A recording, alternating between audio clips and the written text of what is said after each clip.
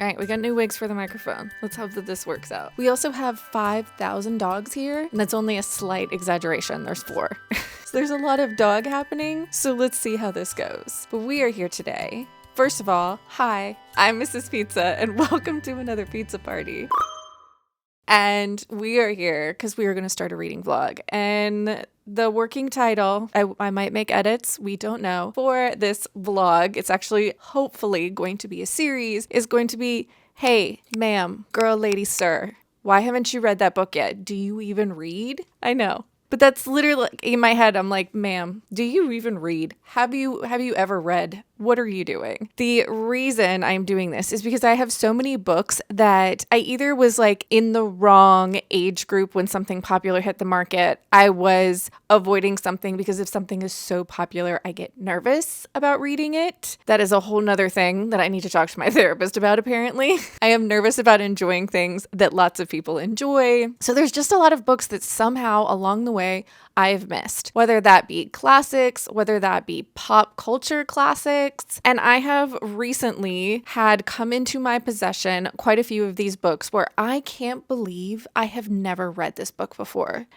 You probably can't believe it, but I definitely can't believe it. No one can believe it. Can you tell it's been a minute since I've recorded because I totally forgot to introduce the dogs as well. We have Cheese right here, Winnie right there. That's Fergie, and that little angry gremlin, that's Mika. Did you hear me say your name? So, the fact that I'm going to be starting a vlog this week, who knows how it's going to go? Who knows if this might last more than a week because I've got too much chaos going on. But I really want to motivate myself to read because, 1, it's my happy place. But 2, I'm not calling it a reading slump, but I feel like I've been having reader's fatigue recently and I've been picking up a lot of things and then immediately putting it down because it's just not what I'm currently in the mood for. And so I feel like picking up some of these things that are cult classics, pop culture classics, things that large quantities of people have read and enjoyed. I feel like it's a sure thing for me to either just fly through it and really enjoy it or to realize it's just not for me and to move on. Are you crying? Why are you crying? I don't think she knows why she's crying. Why don't you go find a toy? That's what she wants. She really likes toys. This would have worked out better if I had gotten the book. The first book that we are going to be reading for this vlog, let me grab it. You know, the best thing about having a ridiculous amount of dogs in your house is you're never alone. And wherever you're going is the most exciting place. The first book that we are going to be reading is one that I recently pulled out of a free little library and is one of the reasons that I was like, how have you never read this book? And that is Twilight by Stephanie Meyer. This copy is really nasty and I need to clean it off. I'm pretty sure somebody dropped it in the mud. But as far as the pages go, it's fine. It's just like the cover is a little sticky. But that also makes it easier for me to bring it with me everywhere because I'm not worried about hurting this copy of this book. Now I know what you're thinking. Mrs. Pizza, you've really never read Twilight? No, I've watched all the movies. I think I wasn't in the correct age group when this came out, kind of hit the scene and took everyone by storm. I think it kind of worked its way through a lot of age groups after it gained popularity. But this was YA when I was out of the YA angsty vampire kind of phase, which I have gone back into at some point. I know what this story is about. I know it's about Bella, who moves to Forks and finds a super dreamy teenage vampire, and they fall in love, but there's a love triangle with a werewolf. They can't be together because he's a vampire. I'm hoping I can absolutely fly through this. I didn't realize what a thick volume this was, and I'm going into it with the right mindset. This is not going to be the kind of literature that is going to astound me with its deep philosophical points and amazing prose. This is going to be an angsty teenage love story good time, and I'm okay with that. I feel like I have adjusted my expectations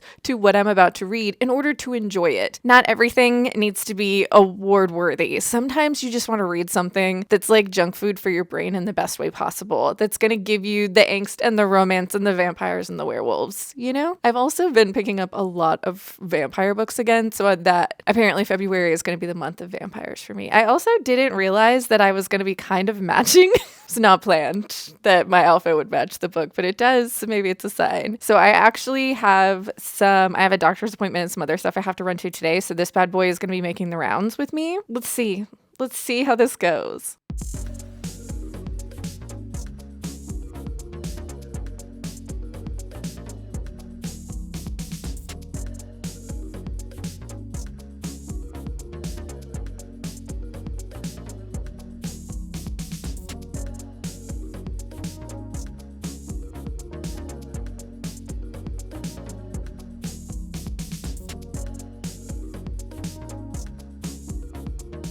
I'm honestly just impressed with the level of chaos that you both are creating right now.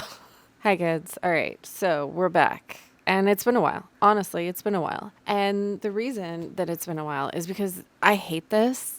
I shouldn't say hate. Hate is a strong word. This is bad. It's just bad. It's just poorly written. The story itself isn't great, but it's like entertaining, at least. Maybe because I'm imagining Robert Pattinson, and I don't remember her name right now. I can picture her, but I don't remember her name. 207 pages into this nonsense, and it's just bad. It's just really poorly written, to the point where I got tabs and I've been writing all up in this, and it has not been nice, the things that I have been writing to Miss Stephanie. Sometimes it's fun bad, like, when during the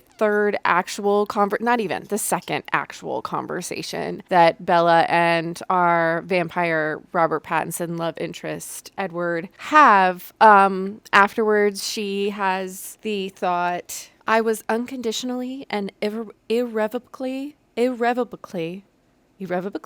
love with him. I was unconditionally and irrevocably. Do you ever say a word so many times it becomes a sound? Irrevocably. I can't even say it. Literally, Bella girl, you've had two full conversations with this man, who Lord knows how old he is. We haven't even gotten there yet. The fact that, like, the story itself is kind of silly, I could actually probably get down with that and be along for the ride for the angsty high school vampire werewolf drama. It's the fact that it's so poorly written, and that I honestly don't think that Miss Stephanie Meyer had any idea what the personality of the main character was, because honestly, me as the reader, I don't know. I've been in Bella's head for over 200 pages, and I don't know who she is. She, in one breath, is really shy and awkward. In the next breath, it talks about her having, like, tantrums as a child. And then she's, like, super strong-willed about other things. She's awkward, and she tries to flirt with someone, and isn't that so awkward? But she's doing it for a reason. Like, it's just, she also needs to get her inner ear checked, because the lack of balance that she has as a person is terrifying. And I know that's supposed to be like a quirky character trait because she's not like the other girls. She falls down a lot, which is honestly sounds like a symptom of a medical condition. It's not good. I have so many tabs in here that are just me saying, like, eye roll. And like things that I was like, has Stephanie Meyer ever even met a teenager? Like, it's bad.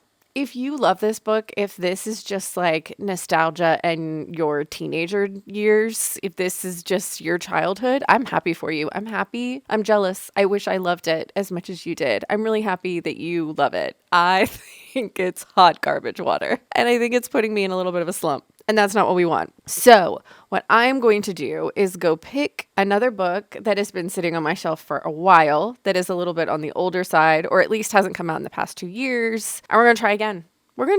Because this was hot garbage water. So let me see what we got going on. I love you so much, but I don't want you to lick my face. I know that's hard for you. No, I know it's hard for you to accept, but it doesn't mean that we don't love each other. Are you looking at yourself in the camera? All right. I went and looked, and this is actually something that I also found in a free little library. It would help if I had it right side up. I also found this in a free little library and have seen it circulating on the book social media for quite some time. And a lot of people love this book. It was free. It was in a free little library. And I've never read it. This was published in 2011, I believe. So it's a little bit older. It's been sitting on my shelf for a hot minute. This is The Night Circus by Erin Morganstern. All I really know about this is it has some sort of magical circus element. I think the circus only shows up at night. Yeah, the circus arrives without warning. No announcements precede it. It is simply there when yesterday it was not. Within the black and white striped canvas tents is an utterly unique experience full of breathtaking amazements. There is a duel between two young magicians. Let's see if I like it, I'm going to try it. And if it isn't hitting, I'm putting it down because I refuse to get a slump right now. All because of Twilight.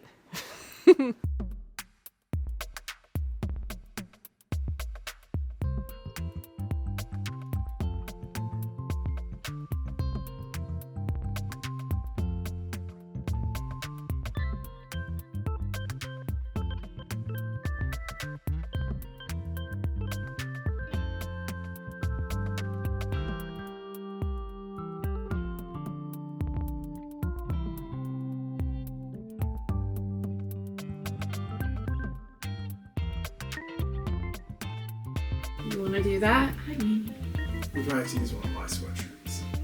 Yeah, we probably have to use your sweatshirt. Yeah, To be my arms. Funny. Yeah, it'd be real funny. You want to do it? Are you being serious? Yeah, right now. Let's do it. I'm fucking brilliant. Your hands are freezing. Oh, yeah. It's beautiful. It's magical. Yeah, no, everyone will believe that those hands are my You're not hands. supposed to. It's supposed to be funny, ding dong. It's so funny. Everyone finds it extremely humorous. Recording? Gotta get the box. It's okay. Good? Am I Yeah. hidden? You're most, yeah, definitely. Well, I want to open my box. That's why we're here, is because Yeah, I but, wanted to open a box. Intro, like, you know, pretend like I'm not here. Okay. I can't pretend. Come on, it'll be funny. Come on, we're this far in. What was that? Ignore me. It won't be funny if you're dying the whole time. You can laugh, but come on, I'm not here. I'm not here. Right. I thought we would take a moment because a box showed up, and I'm really excited to open up this box. I didn't look at spoilers or anything. I don't even know what month of Illumicrate this is. This is the most recent Illumicrate. Your hands are extremely animated. This is the most recent Illumicrate and the Illumicrate subscription. I just have the normal box only subscription. Let's open it up. Here you go. Good job. And then it's gonna be there's a piece of paper that we're gonna take out. Yes. Okay, and then there's this isn't the most recent one. I'm very excited about this. I actually ordered this when I saw, because I have the first book in this series in the Illumicrate edition, so obviously I had to get the sequel in this series. I don't think it's the right side up. There we go. Can I see the cover? This is Sunbringer by Hannah Kaner. This is the sequel to God Killer. This is, can we go a little higher? Maybe to the right, a little bit more. There we go, even a little more to the right. Thank you. This is the continuation of our story with our 4 main points of view that are introduced in the first book. The story God Killer is the story of Kissian. She is a God Killer. She is our titular God Killer, and she is similar to a witcher. She travels around killing gods, and in this world, it is incredibly easy to make a god. All it takes is intention and prayer, and some gods... I can't focus. All it takes is intention and prayer, and a god can form. But in this world, there was a war with the gods, and now gods are illegal, and worshiping a god is illegal. So you have people like Kissian who go around killing gods that pop up. We also have the point of view of Elagast, or Elo. He was the former right hand to our now king and has left the king's service. We have Inara, who is the daughter of a noble, and Skadi, who is a small god. He is the god of white lies and has somehow become tethered to Inara. And all 4 of these characters go on an adventure in the first book. And I now have the second book, and the first book ends on a bit of a cliffhanger, so I'm excited to see what happens from there. Can I see what the inside of this book looks like? No, I mean like the inside cover. Oh, that's pretty. It's signed by the author. Can you show the camera? Yay, it's beautiful. And then let's show them the naked hardcover. Can I see it? I can't see anything. Will you flip it over, please? Oh, that's kind of cool. It's really close to my face, but thanks. This looks like, who is that? I don't know who that character is, but this is exciting. I'm glad we jazz hands. Okay, this is great. Can we show them the side, please? Okay, that was whatever this was. Cheese obviously has the same attitude about this whole endeavor as I have. All right, that's it. I will check back in with you when I've gotten about 100 pages into, please stop doing that. I will check back in with you when I've got 100 pages into the Night Circus. I've started it, but I'm not 100 pages yet. So I will give you a better synopsis of that book when I've hit 100 pages.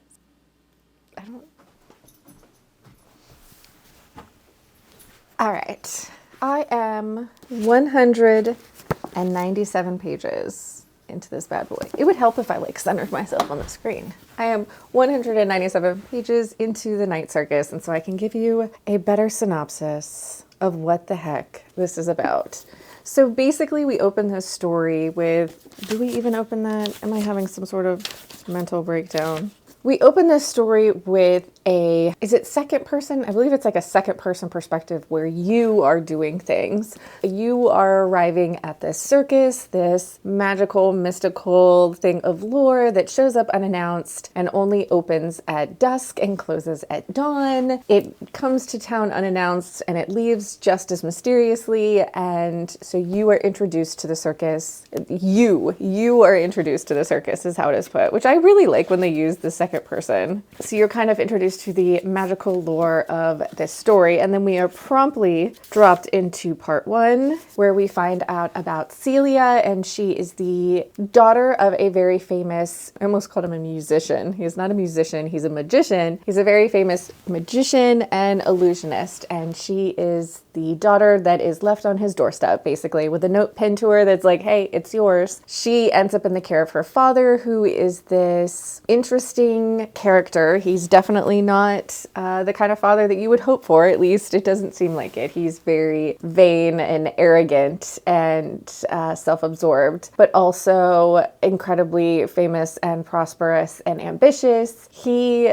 takes Celia under his wing when he discovers something about her other than she's his daughter. We are also introduced to another character who is the man in gray, and you are quickly kind of given this very mysterious setup of both Celia's father and the man in gray, setting up some sort of game. There's a competition between the two of them. They've done it before. They're doing it again. You don't know the rules. You don't know what the competition is, but these two characters seem to be on opposing sides and like to play this game together. And Celia is going to be her father's contestant / pawn in this game, and then you are introduced to the man in gray's pawn / competitor in the game, and his name is Marco, which you learn, even though the gray man himself never learns it. These two are then trained and through circumstances end up at this magical thing that is the night circus, otherwise known as the Circus of Dreams. You are kind of popping between different perspectives in this, not only Marco and Celia, but you also get outside characters of the circus as well as your point of view, and then every once in a while you are popped back into the second person, so you as the reader, you as the visitor to the circus, get to experience the magic of the circus as just an ordinary person, an ordinary unnamed guest of the circus. The writing in this is gorgeous. It's very flowery and beautiful. It's very descriptive. There is a lot of time spent kind of enveloping you in the scenery, in the smells, in the textures, in the things that not only your eyes would be taking in, but your ears and your nose and all of these things would be taking in if you were experiencing the circus. That's kind of how you experience this book, with the descriptions of all the things going on. There's even a character that makes mention of how important smells are to the experience of a place. This, so far, am I at the halfway point? No. At the almost halfway point, we have gotten our two main competitors in this challenge / game / whatever the heck it is, trying the competition has begun. But you as the reader and them as the competitors don't really understand the game. You're kind of coming to learn it as they are. You also have the mysterious characters of the man in gray and Celia's father and how they have a part to play in this. This is whimsical and magical and mysterious and very, very interesting. It's exactly what I would think a book having to do with a magical circus that takes place at night would be. I'm enjoying it so far. I'm enjoying it much better than the first book that I tried to read in this vlog, so there's a win right there. But I will check back in with you when I finish this and let you know. Hopefully I keep having a good time.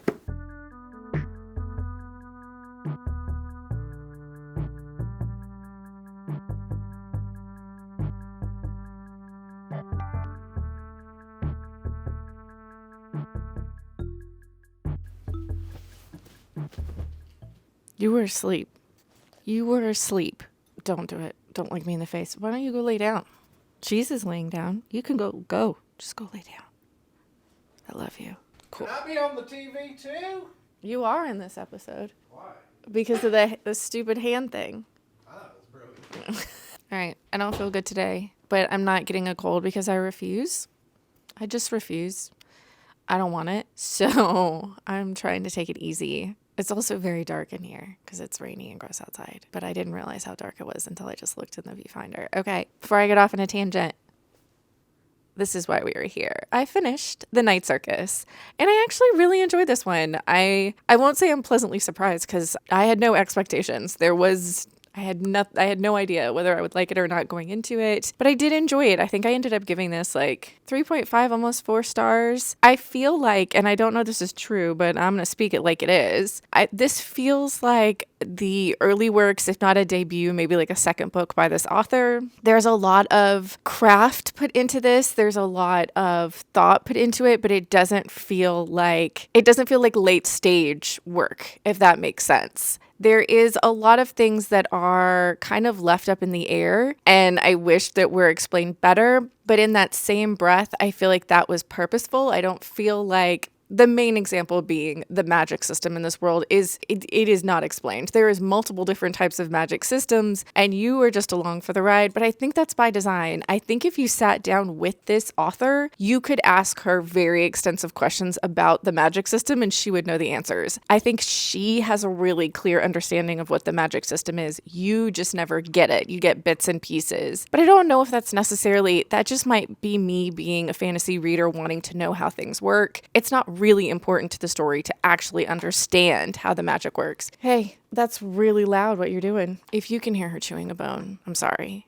It's making her happy, and I refuse to stifle her happiness. I also think that one of the main things that's talked about in the synopsis on the back of the book, the little blurb on the back of the book, is this tumble headfirst into love, a domino effect of dangerous consequences. They are basically advertised as star-crossed lovers in this story, and they are. And I just wish there was more. There is a romantic element to this, but I wish there was more time between our two main love interests together. I wish that we got more moments with them together to feel more invested in their love story. That being said, I was completely heartbroken and teary-eyed and swooning when there was moments with these two characters together. I think the author did a really good job of showing us how much these characters care for each other and the push and pull and the turmoil they're feeling internally about their attraction and their feelings towards each other. I just wanted more of it.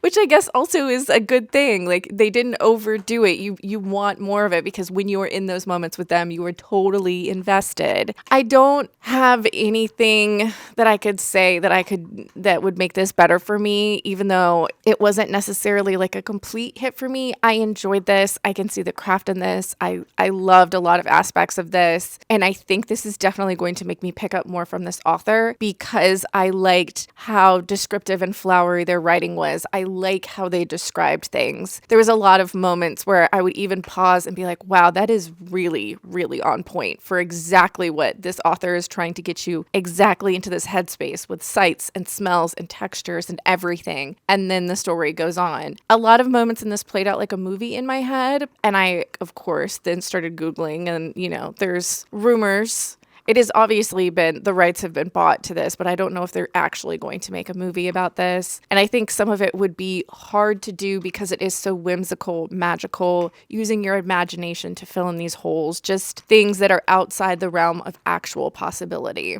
I enjoyed it. And, now I've read it. I have read The Night Circus. So this vlog was not a total waste. I'm also kind of proud of myself because now I feel like a real reader because I've read or attempted to read some of these books that everyone else has read. And I just want to be like everybody else. I don't know where Twilight is. I immediately forgot about its existence. It's in this house somewhere. But I didn't even mean to, but I picked up 2 books with the exact same color scheme this time. Not on purpose, but we had a theme going on that I didn't even realize. But that, kids, is where we are going to end this pizza party. I'm going to go get back in bed so that I wake up tomorrow feeling 100% because I refuse to get sick. But if you had fun hanging out with me and the dogs, please subscribe. I hope you're reading good books out there wherever you are. And I'll see you next time.